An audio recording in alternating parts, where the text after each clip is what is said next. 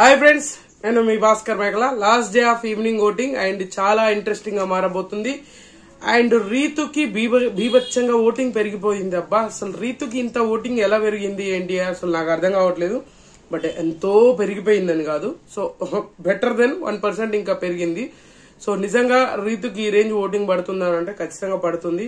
PR స్టెంట్లు అంటే PR స్టెంట్లు కాదు, but ఈమెకు ఓటింగ్ అనేది పెరిగింది. సో ఏంటి ఎలా అనేది కూడా క్లియర్ గా మాట్లాడదాం. ఎవరి పొజిషన్లు ఏంటి అనేది లాస్ట్ డే ఆఫ్ ఇంకా కొన్ని గంటలు మాత్రమే ఉంది. సో ఖచ్చితంగా మీకు నచ్చిన కంటెస్టెంట్లు ఓట్లు వేసుకోండి.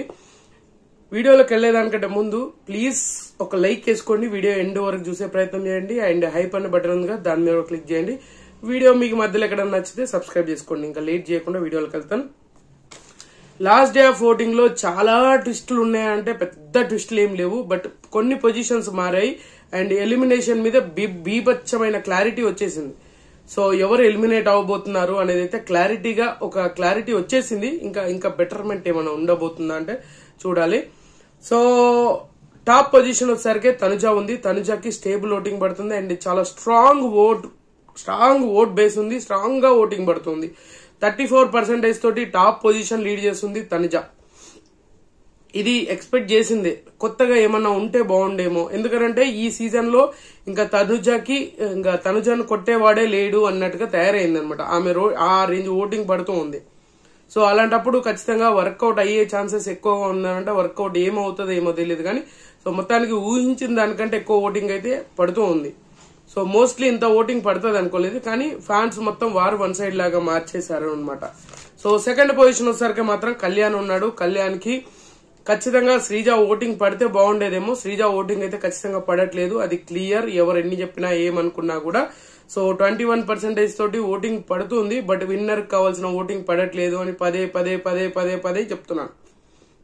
ఎందుకంటే ఓట్ బ్యాంక్ పెరిగితే గానీ విన్నింగ్ రేస్ లోకి రాడు. టాప్ 5 లో ఖచ్చితంగా ఉంటారు. సో ఈ వీడియో అయిపోయినాక మీకు మాక్సిమం ఆల్రెడీ అప్లోడ్ చేశాను వీడియో, మీరు చూసుకోండి కావాలంటే. టాప్ 5 ఎవరు ఉండబోతున్నారు ఏంటి అనేది అయితే. సో 21% తోటి టాప్ 2 లో ఉన్నాడు. అంటే టాప్ 2 అంటే ఆ టాప్ 2 కాదు, ఓటింగ్ లో సెకండ్ పొజిషన్ లో ఉన్నాడు 21% తోటి. కళ్యాణ్ కి బాగా వర్కౌట్ అయ్యే విషయం ఏంటంటే శ్రీజ ఓటింగ్ పడేది. సో ఇప్పుడు ఆ శ్రీజ ఓటింగ్ కూడా పడదు, ఎందుకంటే శ్రీజ తన వల్లనే బయటికి వెళ్ళిపోయిందన్న ఆ గేమ్ లో ఓడిపోవడము, కొన్ని విషయాలు ఆయనకు తెలియకుండానే నెగిటివ్ అయిపోయాడు అనవసరంగా గేమ్ ఆడి. సో 21% తోటి మనోడు సెకండ్ పొజిషన్ లో ఉండే. థర్డ్ పొజిషన్ వచ్చేసరికి సంజన ఉంది. సంజనకి ఓటింగ్ తగ్గింది అండ్ 10% ఓటింగ్ తోటి. మార్నింగ్ కి ఇప్పటికీ 1% ఓటింగ్ తగ్గింది, బట్ అయినా స్టేబుల్ గా 10 కి ఫిక్స్ అయిపోయింది. నేను బ్రాండ్ వేసుకుని కూర్చున్నాను, నాది ఇది సీటు అన్నట్టుగా థర్డ్ పొజిషన్ లో ఆక్యుపై చేసేసి చాలా క్లారిటీగా ఉంది. ఈమె ఫ్యాన్స్ మాత్రం చాలా క్లారిటీగా ఉన్నారు. మేము వీళ్ళకి ఓట్లు వేయాలి అని అంటే ఖచ్చితంగా ఓట్లు వేసేస్తున్నారు. దీంట్లో ఏ మాత్రం ఆలోచించాల్సిన అవసరమే లేదు. 10% ఓటింగ్ అనే అక్యురేట్ గా ఉంది. అదిరిపోయే ఓటింగ్ అనమాట. సో మామూలు కాదు, ఓ రేంజ్ లో ఉండబోతుంది, ఓ రేంజ్ లో ఉంటది కూడా. సో మొత్తానికి మన సంజనాకి థర్డ్ పొజిషన్ లో ఉంది 10% ఓటింగ్. అండ్ తర్వాత పొజిషన్ వచ్చేసరికి చాలా ఇంట్రెస్టింగ్ గా మారింది. సో ఎవరో ఉంటారు, పవన్ ఉండాల్సింది, మరి ఎవరు వచ్చారు?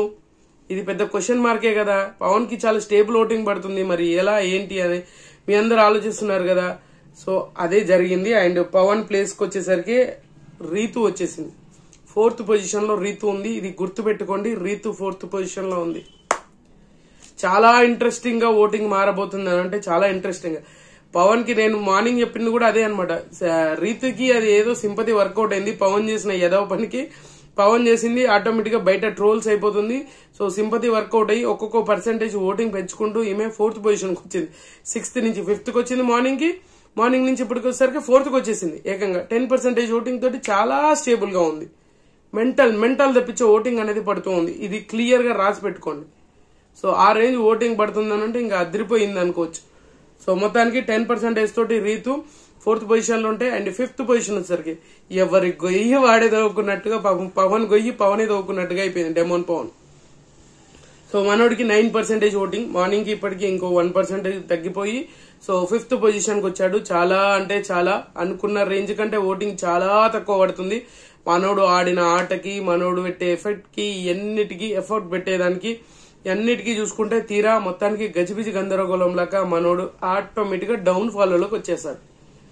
So 9% voting. ఇంకా కొన్ని గంటలే ఉంది. ఖచ్చితంగా ఓట్లు వేసుకోండి.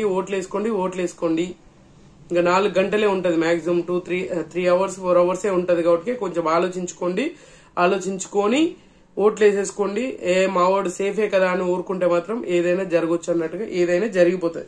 సో 9% తోటి మనోడు స్టేబుల్ ఓటింగ్ పడుతుందా అంటే స్టేబుల్ ఓటింగ్ ఏం పడట్లేదు.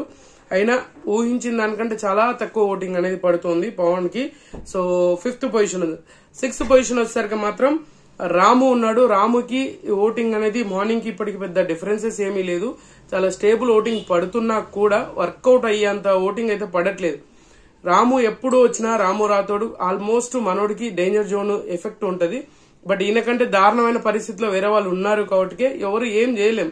సో ఆటోమేటిక్ గా ఫ్లో ఆన్ వెళ్ళిపోతూనే ఉంటది అనమాట. అందుకని సో ఈయనకు ఓట్లు వేసుకునే వాళ్ళు ఉంటే ఓట్లు వేసుకోండి. ఏదన్నా బిగ్ బాస్ లాస్ట్ మూమెంట్ లో అటు ఇటు అయ్యి మిస్డ్ కాల్ లో అటు ఇటు అయ్యింది అంటే రాముకు కూడా ఛాన్సెస్ ఉంటది. బట్ అంత ఛాన్సెస్ అయితే లేదు. ఒక 70-80% ఉంది, కానీ అంత ఎలిమినేషన్ అయ్యే ఛాన్సెస్ అయితే చాలా తక్కువ ఉంది అనేది నా అభిప్రాయం. ఓన్లీ ఓటింగ్ వైజ్ చూసుకుంటే మాత్రం ఖచ్చితంగా అదే. సో తర్వాత పొజిషన్ వచ్చేసరికి మాధురి గారు ఉన్నారు. మాధురి గారికి 5 to 6% ఓటింగ్ పడుతుంది అన్నాం కదా. సో ఇప్పుడు కూడా అదే పర్సెంటేజ్ ఓటింగ్ అనేది నడుస్తూ ఉంది. ఊహించిన దానికంటే ఎక్కువ పడట్లేదు ఈమెకు. బయట జరిగే సిచ్యువేషన్, బయట ఉన్న దానికి ఇప్పటికి అసలు సంబంధమే లేదు. ఓవరాల్ గా ఏదో జరగబోతుంది, ఏదో జరుగుతుంది అన్నట్టుగానే చూపించినా కూడా తీరా చూస్తే ఆ వర్కౌట్ అనేది అవ్వట్లేదు. అది మనం ఎక్స్పెక్ట్ చేసిందా అని కాదు. సో ఊహించిన దానికంటే ఎక్కువ పడుతుందేమో అని వాళ్ళందరూ బయట.